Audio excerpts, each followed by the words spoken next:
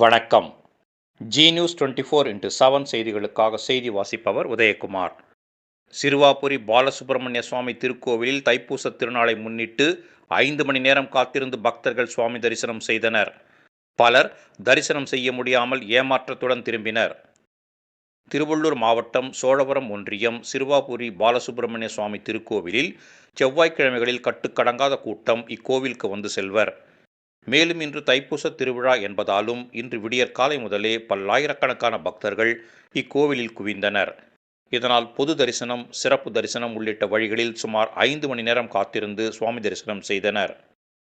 கட்டுக்கடங்காத கூட்டத்தால் ஏராளமான பக்தர்கள் மூலவரை தரிசனம் செய்ய முடியாமல் கோவில் கோபுரம் எதிரே கற்பூரம் ஏற்றி தேங்காய் உடைத்துவிட்டு மூலவரை தரிசனம் செய்ய முடியாமல் ஏமாற்றத்துடன் வீடு திரும்பினர்.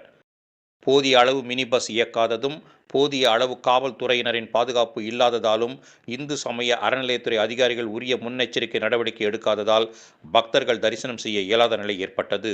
எனவே சம்பந்தப்பட்ட துறை அதிகாரிகள் விசேஷ நாட்களில் உரிய நடவடிக்கை எடுத்து பக்தர்கள் விரைவாக தரிசனம் செய்ய ஏற்பாடு செய்ய வேண்டும் என பக்தர்களும் சமூக ஆர்வலர்களும் கோரிக்கை விடுத்துள்ளனர்.